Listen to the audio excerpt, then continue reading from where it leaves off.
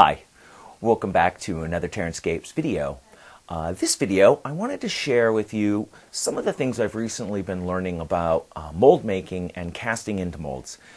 I've done a lot of mold making in the past, and if you've investigated mold making, you've probably seen that a lot of people are using silicone rubbers, particularly when they're going to cast plastics into them. One of the advantages of silicone rubber is that it basically is very easy to release the cast part, meaning you can take it out of the mold. Silicone rubbers technically don't need any release agents, but it's frequently used. You give it a little spray or you brush in some wax just to give it a little bit of protection and a little bit easier demolding. I've been working on a couple pieces for not only to redo some pieces for the shop, and I'll show you those in a second, but also for a couple pieces for the Unplugged GT. That's my gaming group, the Unplugged GT. I'll plug them, is coming up in May. It's all full right now for purchasing tickets, which we were very excited about. But in any case, I wanted to do some new pieces for the tabletop. Sculpted a couple things. I'll show you. Don't make fun of my sculpting. And I wanted to cast them. Now, because it wasn't something I was expecting to produce long run, many runs, I didn't want to use my silicone rubbers. They are more expensive than urethanes. And so I decided to use some of the urethane rubber that I have on hand. And that was a great teaching moment for me, as I know it can be done, but again, it's about paying attention to the details. So one of the nice things about urethane rubbers is that they are lower cost than silicone, and they tend to have, at least the ones I'm using, have a little bit of a higher tear resistance. So I wanted to take you through today and show you some of the casting that I've been doing, some of the problems that I've been having with them, and then also take you to the Smooth On site and show you how to do research briefly on choosing a mold making material, as there's quite a few choices to make, and Smooth On is the company whose products I'm using at the moment, so we'll talk about the different ones I've been using, and then hopefully wrap up and give you a little synopsis of some of the pros and the cons so that you can choose a material that's going to be best suited for your application. In the end, it's a little bit of compromise. Some materials are better than others in certain ways, and you can tailor that to the kinds of projects that you're working on. So this is not about this is best for this, but more, here are some of the things to consider when you're choosing a mold making material. So, lots to go over. I'm going to try and keep it semi-short. Let's start taking a look at some of those casts, and I'll show you what I mean. So let's talk about urethane rubbers. This rubber is Vitaflex 20, if I recall. I've used a couple in this process, but they're very similar in composition. This is a simple 1-to-1 ratio mixing urethane rubber.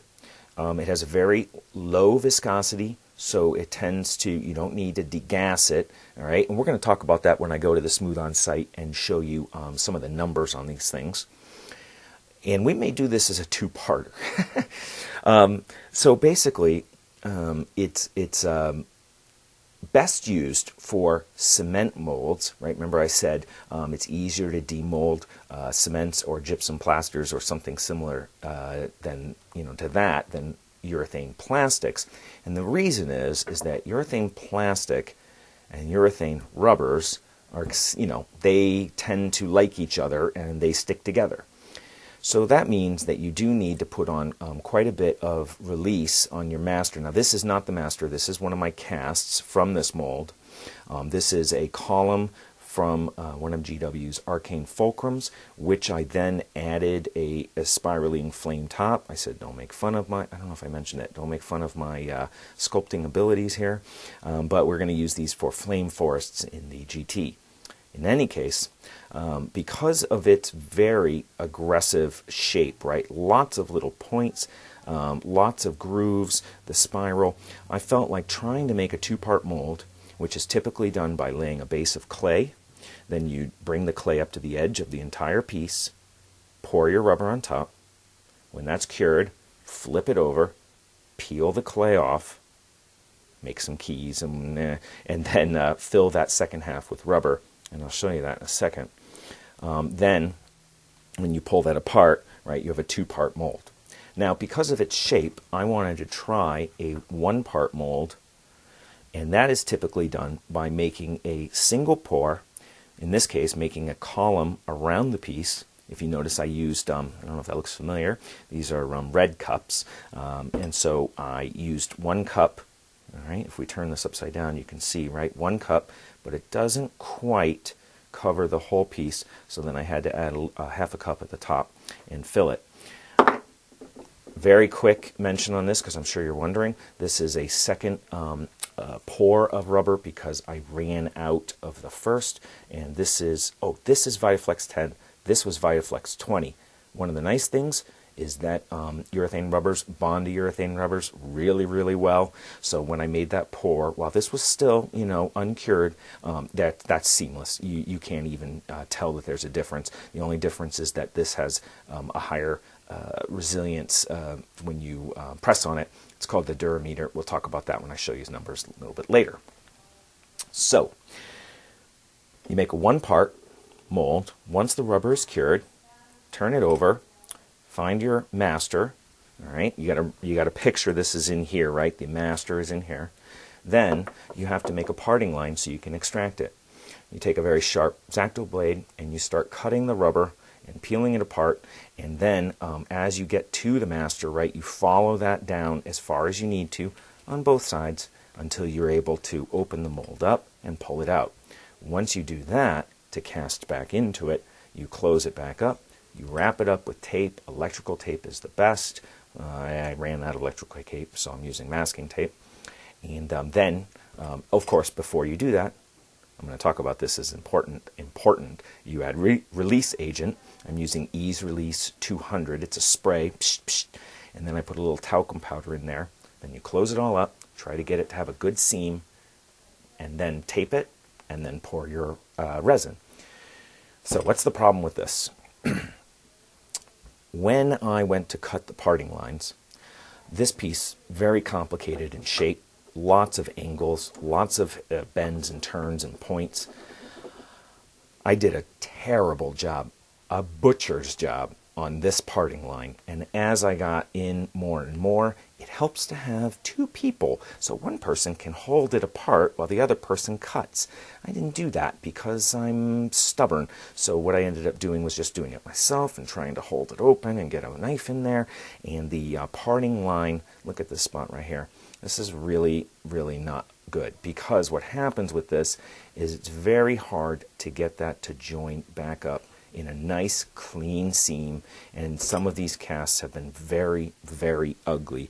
Lots of gaps in the seams where like this side is actually raised, and then when you go to the other half it's recessed. So I've had to Dremel all over this to clean these pieces up. So not great, not great. Maybe a 1-part mold like this for this piece, too complicated to do the cutting for the parting lines. So I decided to try a different way. What I did here is I actually made a second version of this that's a little bit shorter because I wanted some variety, and this is going to be part of a flame forest, so, you know. And I decided to try a 2-part mold instead of the 1-part because of the problems I was having. And in fact, we're going to demold this together here so you can see that demolding process. So a 2-part mold, basically, when we take this apart, we're going to see the mold making process actually in in reverse. So let me pull this tape off. Doo-doo-doo. This is the tape pulling music. Doo-doo-doo. Doo-doo-doo. Doo-doo-doo. Doo-doo-doo. I watched a lot of game shows when I was a kid. Doo-doo-doo. Doo-doo-doo. Doo-doo. Okay. Wow. I cannot hold a tone or a tune or either. Okay. So then we'll take a little stretch in here, and this is going to start to demonstrate one of the really great properties of this rubber.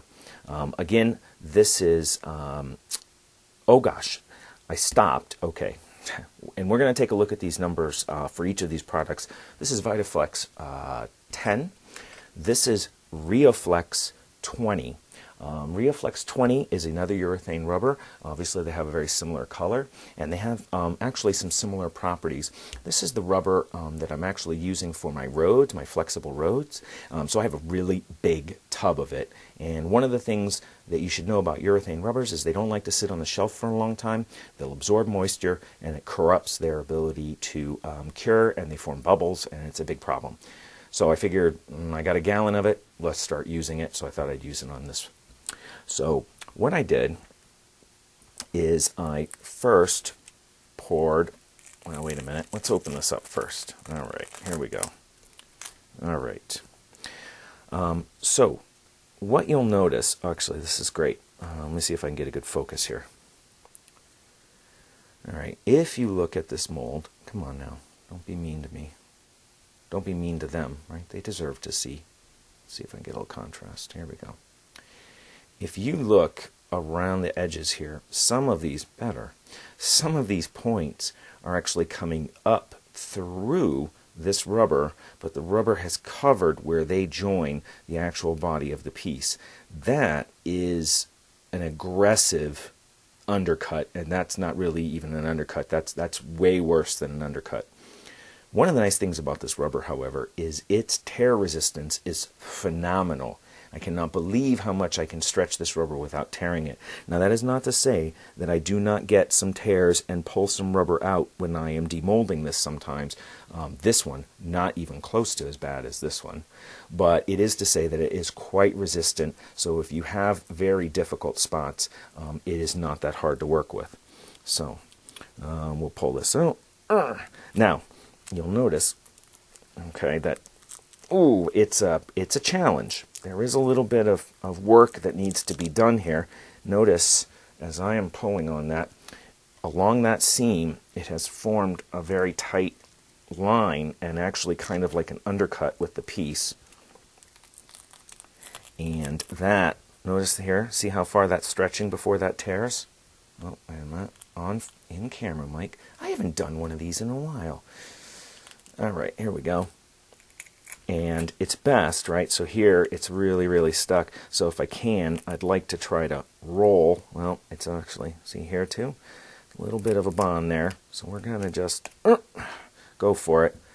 And despite really aggressive bonding, this is actually pulled without any tears in the rubber at all. You would notice if there were tears because you'd see rubber attached to the piece. There we go, a little contrast would help. So, really impressed with this rubber for its tear properties. Now, how did I go about making this? Let's see if I can summarize it quickly because I'm really rambling in this video. Basically what I did is I took this, I made a box. Here we go. I made a box and I hung it on the side of the box. So, there we go. This is my white balance card. All right. I glued it to the center, made a mold box all the way around it, all four sides and the bottom. Then I poured the rubber into the mold box till it came up to halfway along the base. Now the big risk with that is that you're going to trap bubbles underneath the master because of the weird shape and all of that. What I did, another nice thing, long cure time on this rubber, a long cure time. You have a really long working pot life on this. I threw it in my vacuum chamber and pulled all the bubbles out of it. So that is really needed if you're going to do a complicated piece, at least in my opinion, a really complicated piece like this, doing it this way. Normally, you would build, like I mentioned before, you'd build a clay base that looks just like this. Then you would pour the second half, which is what I did after this cured. Then you would pour the second half, and then you could peel this off when the master would still be in it, and then you would peel the clay off and then put it back down and pour the second half. So it's more time consuming to do it that way by a lot. And again, as I mentioned, getting the clay join around this and then cleaning that off, and oh my God, that's a crazy amount of work. So I decided to try it this way, and it worked out really, really well, actually. You may notice another quick tip here. I don't know, this is mold basics plus urethane rubbers. Get a cup of coffee and just look over when you feel like you want to know what I'm talking about more. You'll notice a couple dimples here. These are keys. I actually hung little bits of clay into the mold while it was wet so that it would form a dimple, so that when I poured the second set, it would form a little dimple outward on that, a little convex. And now when I line these up, I get a good keying, which is the big problem with this piece. Now my seams are tight and they're really locked together well. I can see I need to change my battery, so I'm going to pause, and then I'm going to talk about some of the difficulties I've been having beyond this. So, I'm back, fresh battery, and let's talk about what I then tried after that. I've been working on my revised disc bases. If you've been following me for a while, you remember that I made some bases. I'm going to pull one of these out in a second and show you, but I made some bases that have receiving discs that will allow you to pull trees out of it so that you could move things around, but you'd still have a nice flush look on the surface of them. You can see these on the TerranScapes website, and I'll be having an update on these and the changes I've made in a little bit, but it's not important for this video.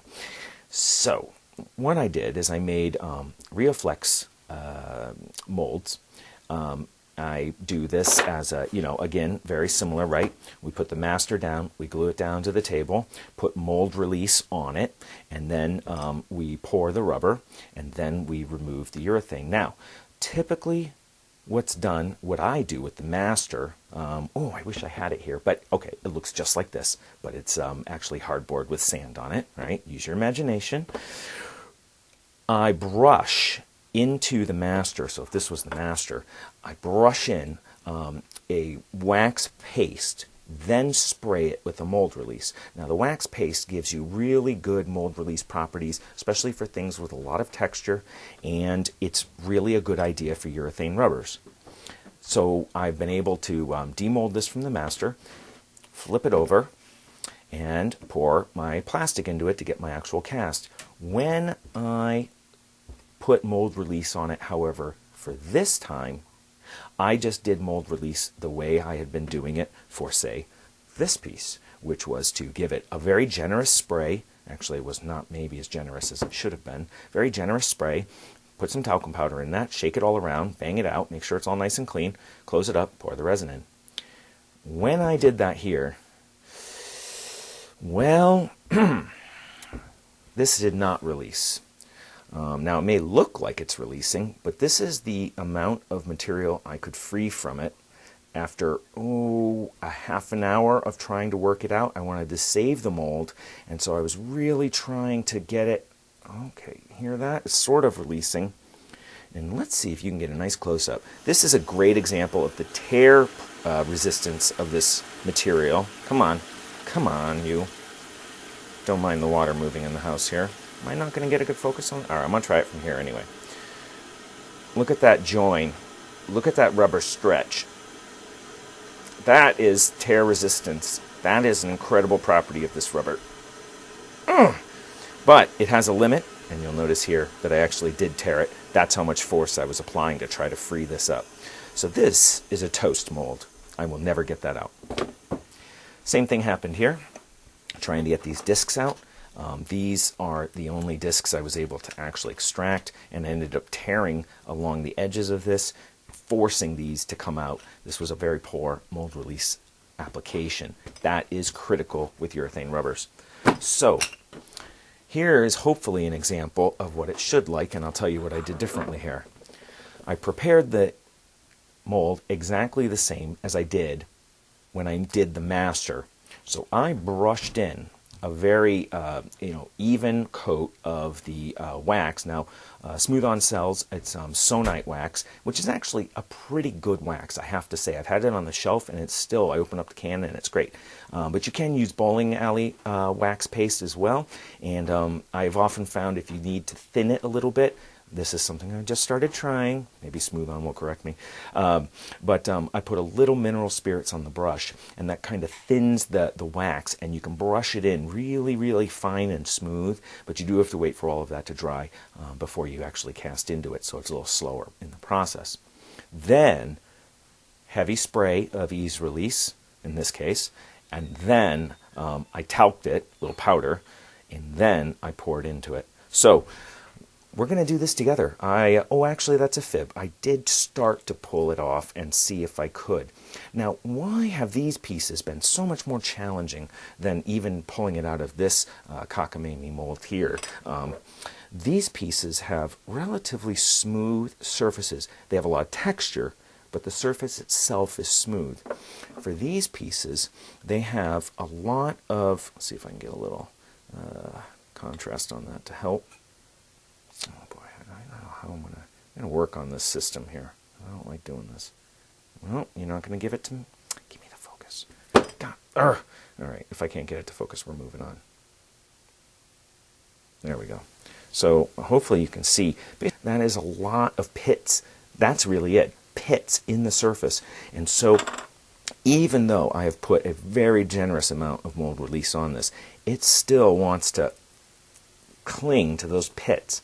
But saying that, we are not at a point now where this is not impossible to demold. It takes a little bit more effort than silicone. Let's see here. And I may not do this whole piece right now if I feel like I'm going to break it by putting too much stress on it.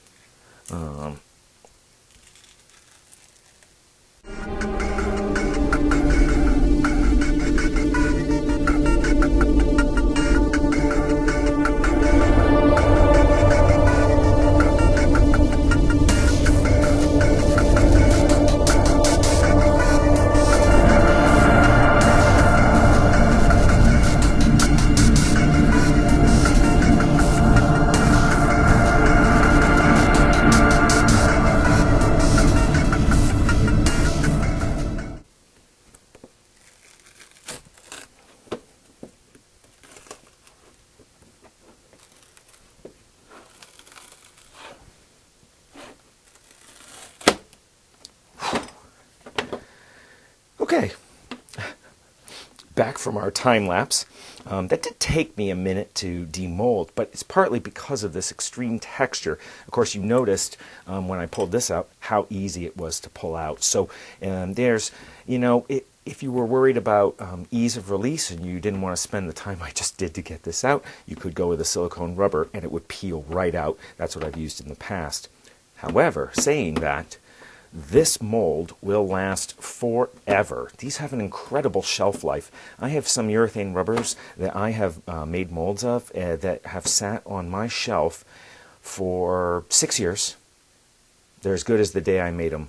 They don't degrade at all. They get a little off color, but they really hold up well through time. Now, I haven't done a lot of urethane casting into them, but I suspect because it's a urethane-urethane combo, I'm not going to see the degradation in this that I would see in a silicone mold. You will get degradation in a silicone mold over time as the silicone absorbs, which is what I think happens, absorbs some compounds from the urethane rubber. It gets corrupted and dry and brittle and eventually becomes unusable. Although platinum silicones it takes a long time for that to happen, but it will happen eventually. So, heavy amount of mold release, even for a detailed texture like this. It can be done, and the tear resistance on this is just phenomenal. In fact, when I've done silicone rubbers in the past and I have incredible texture on them, occasionally when I demold them, I will end up with a couple pucks of silicone, very, very small in some of the hardest to demold areas. And it's usually fine on the kinds of materials I'm using, but this is super clean, and that is kind of nice because the ultimate detail of this mold will be preserved really forever. So that's a bit about some of my trials and problems. I have to make a new mold of this and this, but also some of my successes. And again, it's really stressing that learning process. I mean, I've been making molds for 6 or 7 years now, and still a little reminder to be careful. Think about what's going to be easiest for the piece you're making sure you understand your materials in terms of what kinds of releasing you need to do, especially for the kinds of textures and shapes you're going to be making. It's not something you just master all at once. It's something you need to practice on, and one of the nice things about urethane rubbers is that they're much, much cheaper than silicone rubbers, so they are a little bit more forgiving on the pocketbook should you have trouble. But they're also a little more prone to trouble. So, you know, you got to weigh it here, see what you think. So, having done this overview, if you're still sticking with me, let's take a look at some of the numbers on the Smooth On site, and I'll show you the properties of these. We can talk about them a little bit more and some of the pros and cons compared to silicone rubbers.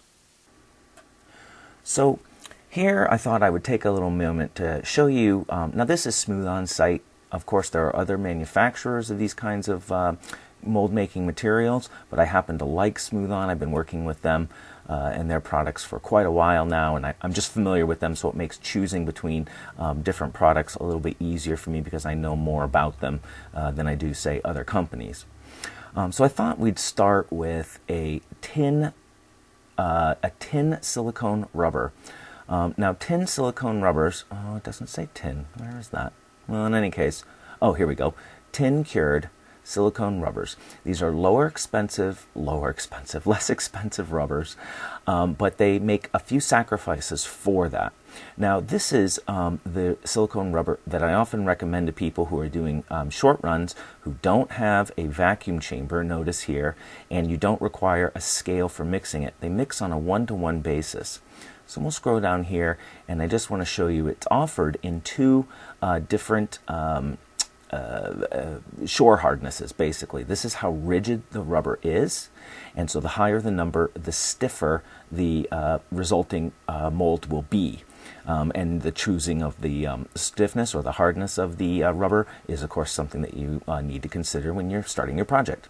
But this is a relatively soft rubber. It's low cost. It's easy to use. So let's take a look at this table here real quick, and I'll give you a quick rundown of some of these, and then we can compare these numbers to the next ones I'm going to show you. First, we can see it's 1-to-1 by volume, so that's easy. You just measure out 2 equal cups and mix them together.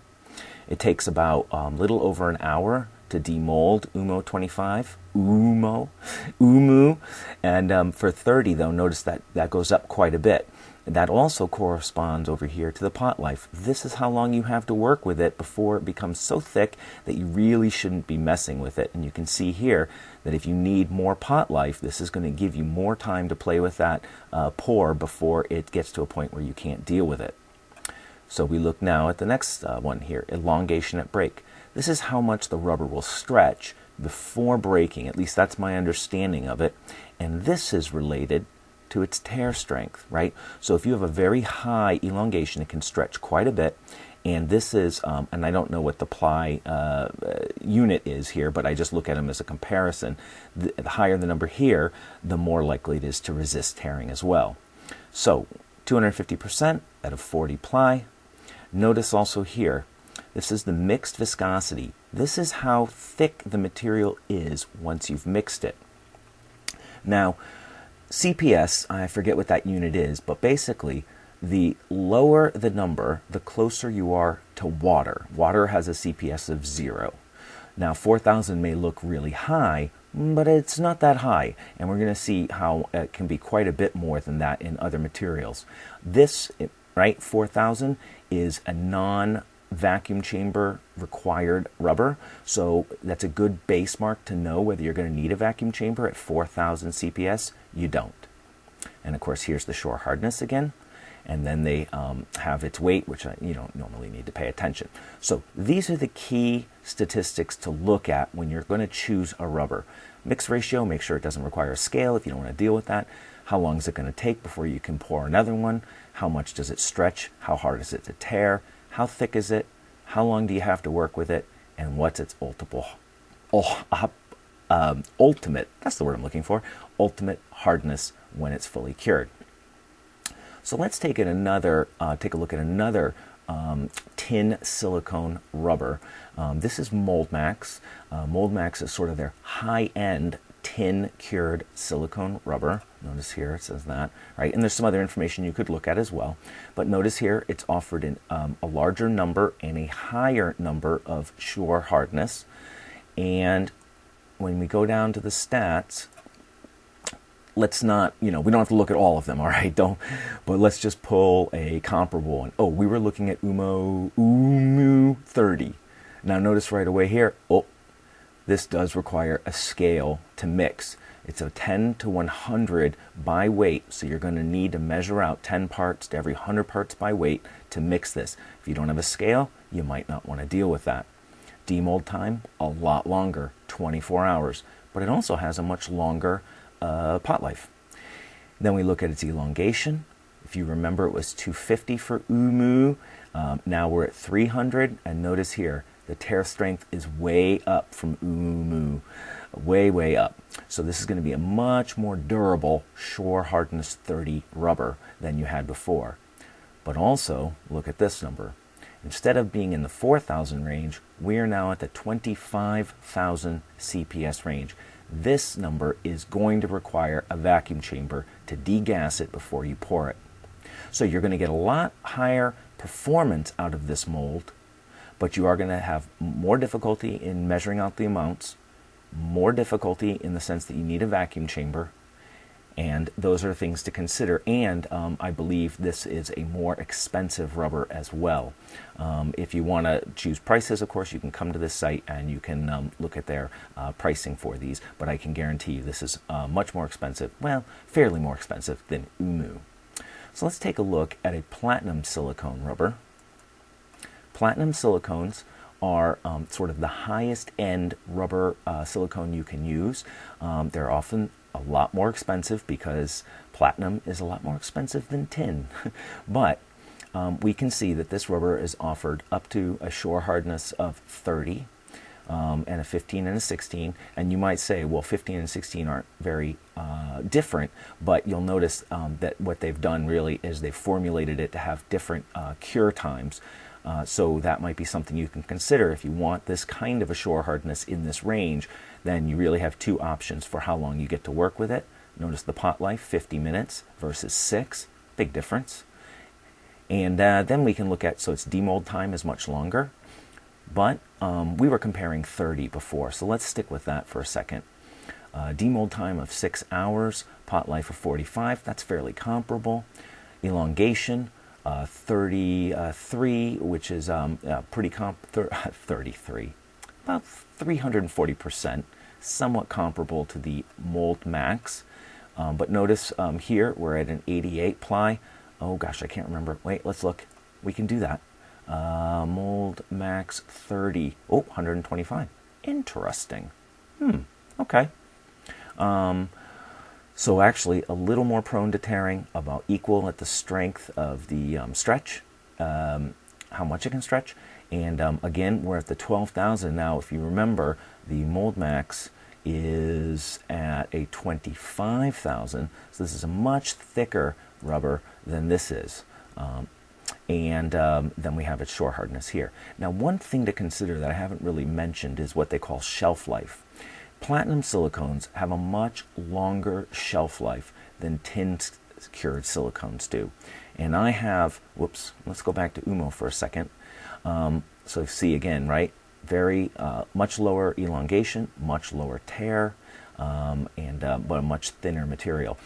I've had Umo on the shelf for 4 years, and the rubber did start to deteriorate based on age. It just breaks down. It almost crumbles. I didn't let it go to that stage, but it can. So you really need to think about the longevity of your mold, which is why I say Umo is a great choice, because often people don't need a mold to sit on their shelf for year after year. But a platinum silicone is going to give you that very, very long shelf life. Oh, note here though, you must be aware that you cannot use clays containing sulfur adjacent to this rubber when it's curing. This will cause the rubber not to cure at all. And I actually had this on a small spot on a mold in the past, and that was a problem. Luckily, it didn't ruin the mold for me. But if your master is made of clay that contains sulfur, you're ruined. And if you build if you undercoat the model with clay, like I'd mentioned before, you're going to have a ruined mold as well. So you need to make sure that you're using non-sulfur containing clays when you use a platinum silicone. And for our last stop, let's take a look at the Rioflex. Now, Rioflex is a urethane rubber. Urethane rubbers give you a lot of advantages in the sense that, notice here, we're up to a much higher shore hardness if you want. This is going to be 60, is a very, very stiff rubber. This is quite hard. In fact, when you get into like the 80, 100 range, you're talking about something that feels like plastic. So this is really quite a bit harder than something in the 30 shore hardness range. And I was using RioFlex 20, so let's take a look at that. Demold time, 16 hours, pot life, 30 minutes. So there's that long pot life that I had mentioned before, although you saw silicones can also have that. Look at the elongation break, 1,000% at a 60 ply. Now this isn't the highest tear strength, but that is a crazy elongation. And so you really need to think about these in combination with each other in terms of what the ultimate durability of the mold is going to be. Now notice here, the mixed viscosity, 1,500. We are really, really way down on the viscosity level. This is a very thin material when you pour it. It's much thinner than honey even. It's very, very thin. So it degases itself wonderfully without requiring a vacuum chamber. And of course, here's your shore hardness, and you can vary it. If you notice, of course, you should always check when you're going down in shore hardness, some of the properties are going to change. This is less stretchy, but it has a higher tear strength. It has a comparable pot life, a little bit more pot life here than here, and it's just a hair thicker, but that's nothing really to be too worried about when you're in this range. But anyway, this is an overview of the kinds of numbers you really need to pay attention to when you're looking into choosing a mold rubber.